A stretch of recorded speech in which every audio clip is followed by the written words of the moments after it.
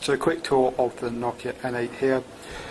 It's Nokia's first Symbian 3 device. You're seeing here the home screen, but let's just take a quick look around the device.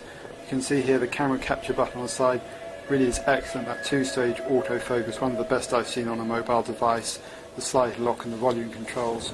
On the back it's the 12 megapixel camera. Of course this also shoots HD video. It's got twin microphones, one of which is there and the other one is down there. So that gives really ambient sound noise recording in videos, and we saw a quick demo of that earlier. Very impressive stuff indeed. Probably the best video audio soundtrack that I've seen from a mobile device ever. Then on the other side here we've got the SIM card slot and the micro SD card slot. That's up to 32 gigabytes. That's in addition to the 16 gigabytes that's inside. On the top here we've got the usual power button, but also the 3.5mm audio jack and the HDMI out port, which you can plug an adapter cable into and then plug into your HD TV or indeed any other HDMI device. That will output in 720p for images and video, and we'll scale up the UI, which we'll take a look at in a minute. Just go down to the other end of the device. You can see there's the speaker, but also the thing for attaching a lanyard. And just at the bottom here you've got the home key. This is the key to switching back to the home screen shown here, but also for multitasking. So if I just press that quickly, you'll see the multitasking pop up. It's the visual multitasking. Let's take a quick look at some of the applications here. You can see we're actually running 7 applications. I think that's a good indication of the performance. Let me just pop into the Photos application here. You can see, scroll through images very quickly. Look at one of the flowers here. We'll turn that around so we get the turn it around the other way. Sorry. You can see it's still a bit sluggish, but bear in mind that this has got 6 weeks to go on software, and so I'd expect significant improvements. They'll be running all kind of debugging software in the background, but one of the things that Symbian 3 introduces is multi-touch. So if I pinch to zoom there, you can see we zoom in on the flower here, move it around the screen. Bear in mind these 12 megapixel images, it's really very impressive performance. If we go back here to the thing, you can see another typical Symbian 3 usage is a long press to bring up extra action items. You can see the pop-up menu here, rather being attached to one side of the toolbar, as was the case in previous versions of Symbian. You get the extra commands here. Note also the toolbar on the right-hand side here is actually thinner than on S65th edition devices. Some of the key UI changes that make things a lot more friendly. You'll also have noticed there's been single tapping a lot of what I've been doing. We'll just dive in and see if we can get into the Maps application here. You can see we're in Piccadilly here. Again, the performance comes to the fore here. Moving around the map is much quicker than it has been in earlier devices. That's thanks to the extra processor, or rather the graphics code processor, zooming in and out. Again, very impressive on performance. For a prototype device, this is really a big step forward for Nokia. And this is, of course, the free sat-nav you get with this device. And we'll just switch into another application. We've got the camera, which we can't really demo here, but music player is another example of the graphics being shown off. This is a sort of cover flow-like UI. You can see here that the performance of this is particularly impressive. Tap on one of these and we'll bring up the album list. And cancel that. If you switch it the other way, it switches into a slightly different UI. You can see here this is the artist and album list. Again, kinetic scrolling, all very quick indeed. Go into one of these. You get the track list down the bottom here, but you also get the same cover flow along the top here. Notice how, as I go through, it's bringing up an alphabetical letter to indicate where you are on list. Again, that's something else you see quite frequently in the UI on Symbian 3. The music application, so you just click on one of those, now playing.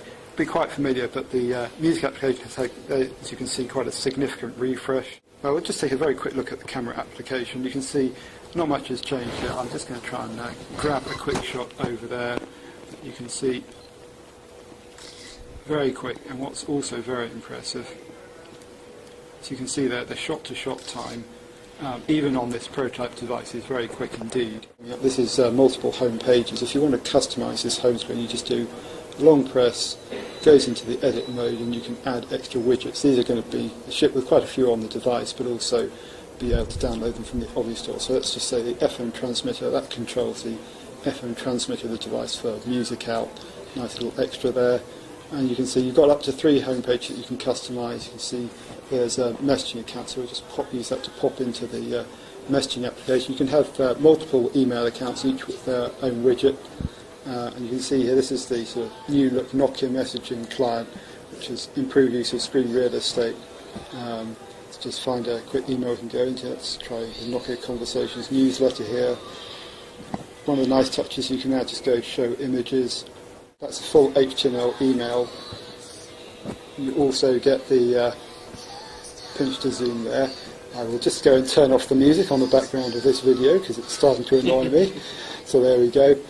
Let's just pop in and have a quick look at Web TV. This is going to be the way to deliver content onto the device. You can see here we've got some ones in here already, but there'll be a lot more shipping with the device. But have a quick look at CNN, which should hopefully load. And you can see, yes, a little connect to the network. This is based on flashlight. And you can see here, this is a quick way of getting at content. You'll be able to use this to browse into videos and TV shows. And this is mainly going to be streaming content, but there will be some download. That depends on the service rights. There's a lot more to come on Web TV, but that's the first look I've seen of it, and it's certainly quite compelling in terms of a way to get extra content streaming onto the device. Let's just have a quick look at the video application. We'll see if we can play back one of the test videos. A quick look at the Tron trailer, for example. You can see here the playback quality of the video is excellent. The camera that we're recording on really doesn't do this screen particular justice, but you can see here Tron just starting off there. Let's skip forward in the video. Do so again. Let's see if we can bring. There's a classic Tron look with the different colours. As I say, not ideal recording conditions here, so I can't really point out how good the screen is, but it is AMOLED based. And certainly seems very promising. It's, I would say, amongst the best screens I've seen on a Nokia device. I think we'll finally just have a point out here that the usual applications folder.